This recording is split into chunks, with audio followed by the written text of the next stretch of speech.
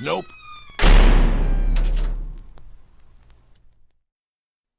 Hello, dear listener, and welcome to this week's video.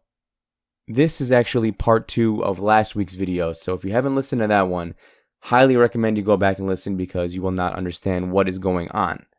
If you haven't listened, pause this video, check out the link below for the last week's video, listen and come back. To those of you who did listen, like we last left off with the protagonist of the story being led to a trapdoor in the ground in the countess's study, and they're about to reveal the truth, whatever that means.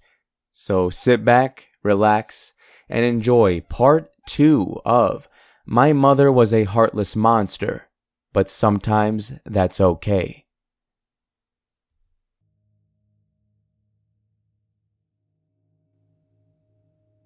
The trapdoor opened with remarkable ease. A single pull, and we were greeted by a ramshackle ladder descending into the dark unknown.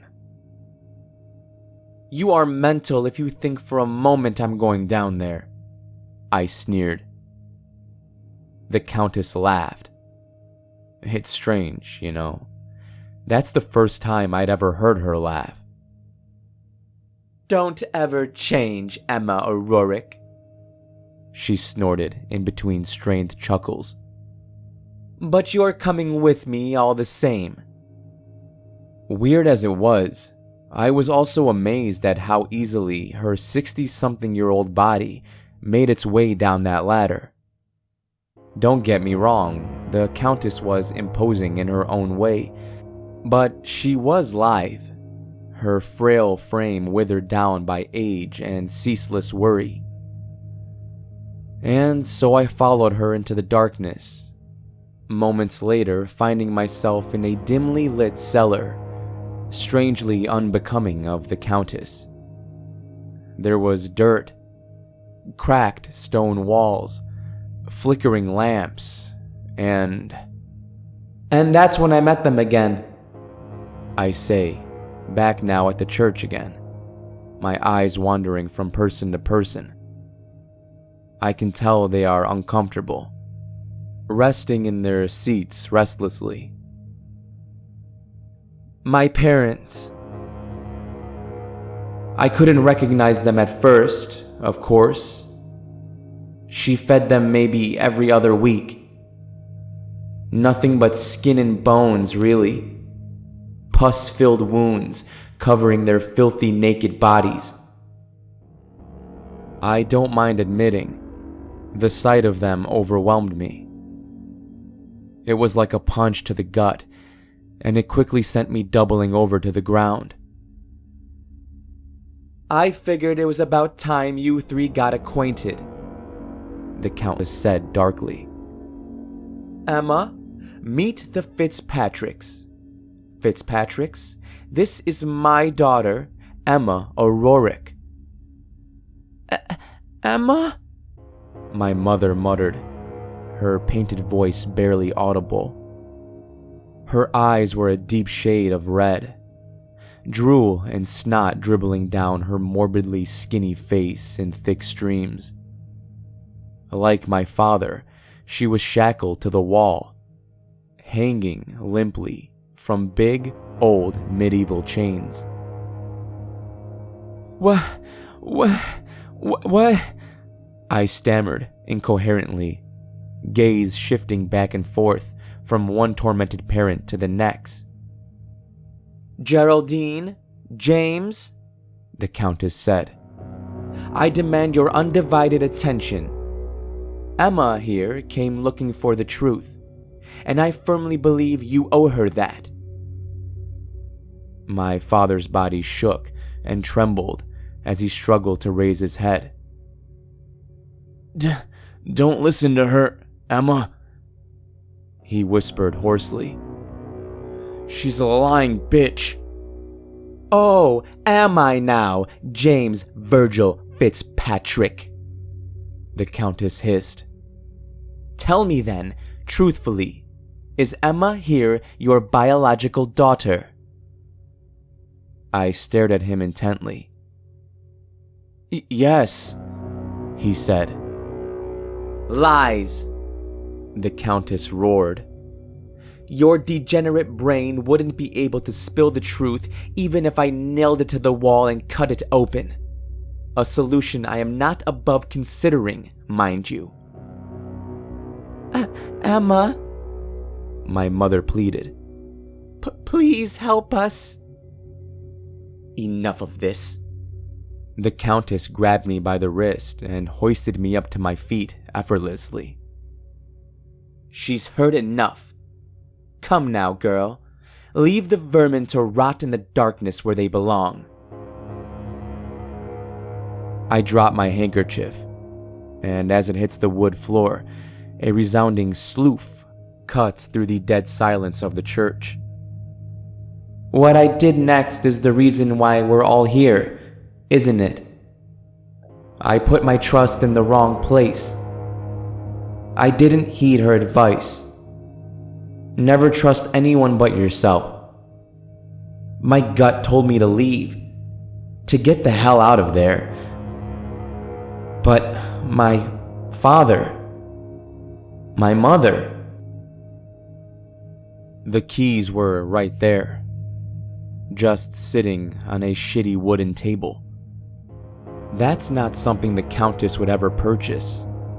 My mind noted weirdly as I snatched them up without the countess noticing. I let her ascend the ladder almost to the top before I made my move.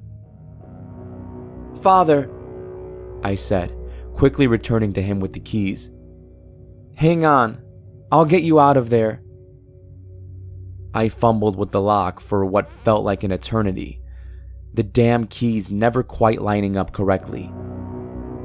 "There," I sighed in relief, a sharp click, followed by the loosening of chains, leaving us catching our breath in silence. My father scrambled to his feet unsteadily, a look in his eyes I couldn't quite place, but I definitely had seen it somewhere. "Get out of my way, girl," he snarled. "I'm gonna kill that bitch." "No, don't," I started, my weak attempt at holding him back woefully futile. Even starved and abused for months, years, he was still twice my size. He flung me into the wall like I was nothing, and began to climb after the countess.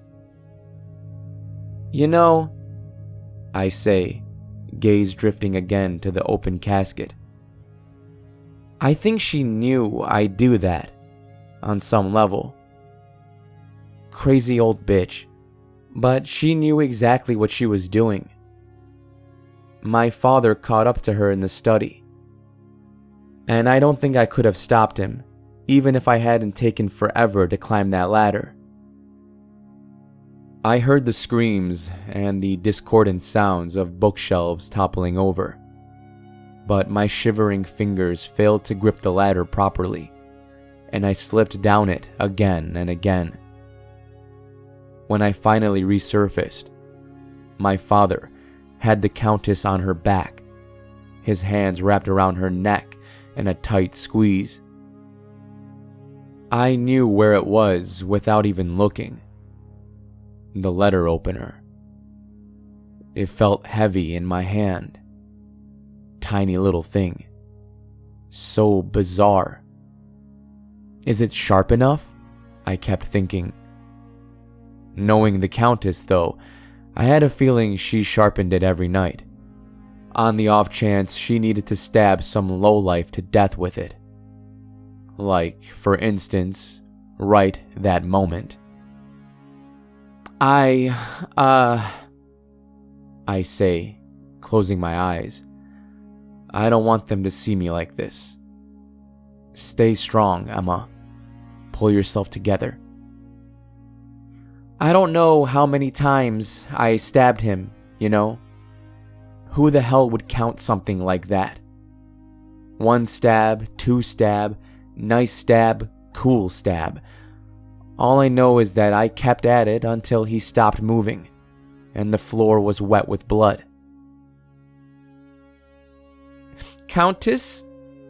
I sniffed, trying my best to push my father off of her. Mother? Emma, she wheezed faintly, her once icy cold gaze now soft and strangely present. Emma, you did it. You didn't let the fear in. You stayed strong. I am so proud of you. A sudden realization hit me then, and I wrapped my arms around her in a tight embrace. Am I started, the words not quite making their way from my mind to my mouth. Am I Penelope? She smiled then, however briefly, before the pain returned. I don't know, she said. I truly don't know. But I know this one simple truth, unlayered and uncomplicated. You are my daughter. Her body was broken, my father's hate and violence having done too much damage to her lithe frame. She was dying, and we both knew it.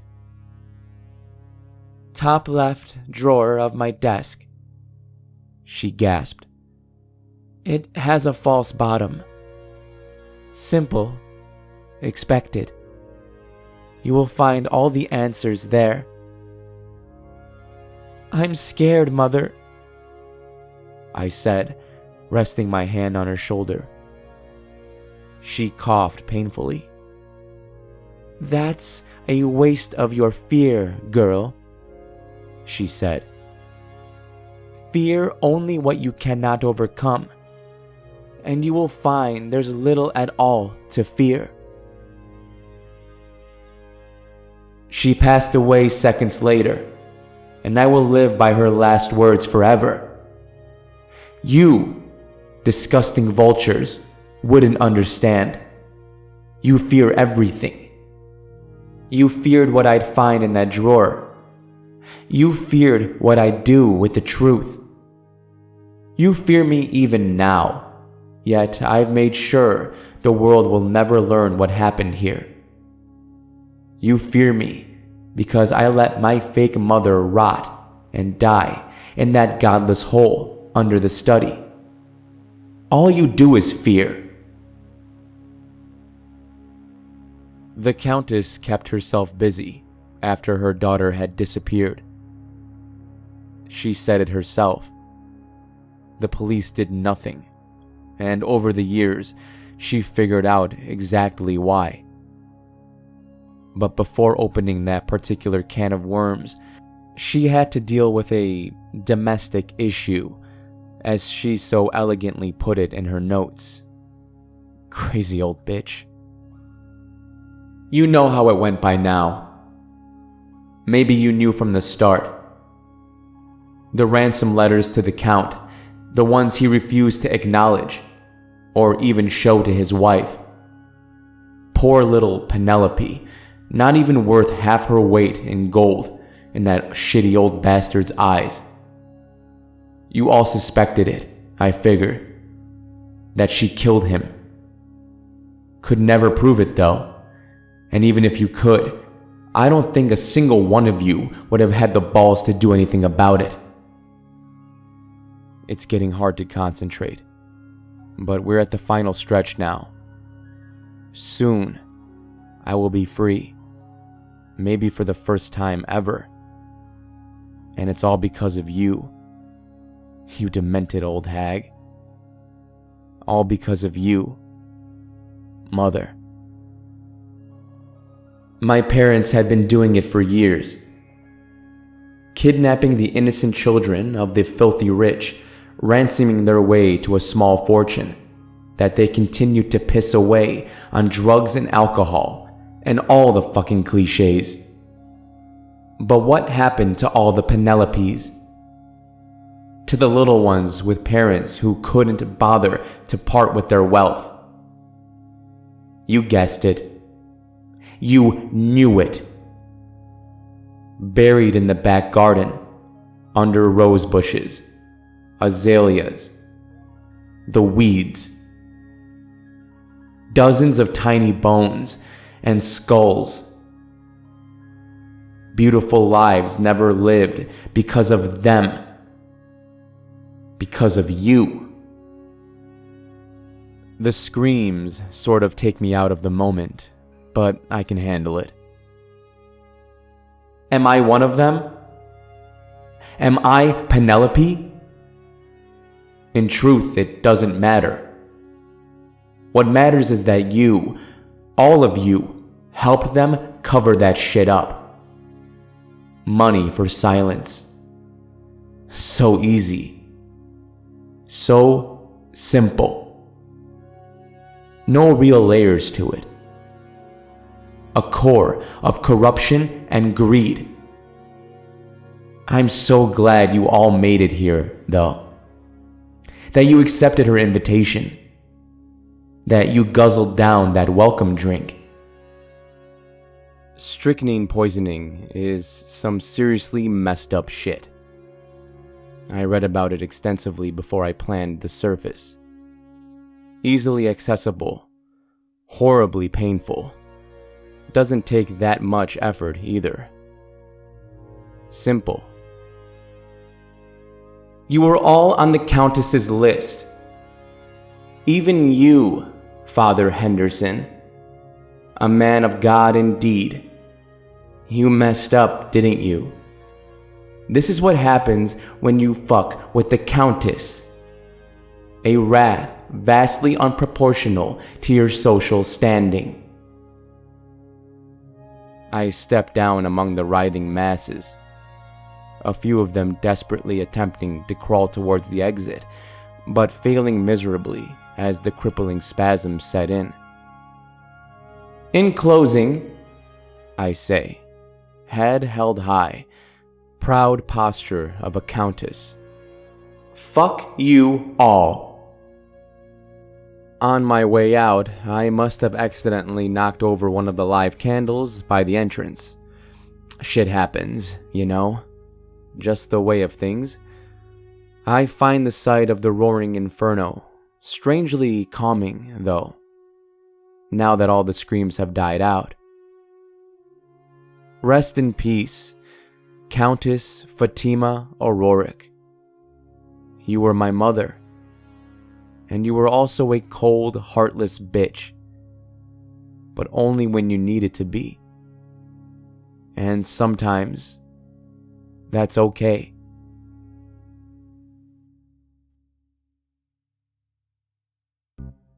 Thank you for listening, and I hope you enjoyed part 2 and the finale of this awesome story. If you did, you know what to do. Take that like button and just stamp the hell out of it using the nearest letter opener of your choice. Shout out again to the author of this story, Obscuratio, which I will leave a link down below to the No Sleep post and to their subreddit page. They've got a ton of stuff over there if you want to read more. And I said this last week, and it bears repeating. This is one of my favorite stories that I've read on this channel, and I've read a lot. So, great work. I look forward to see what else you have coming in the future, Obscuratio. Thank you again for letting me read this. Until next time, everybody, remember to stay safe out there. I'll be seeing you in the next video.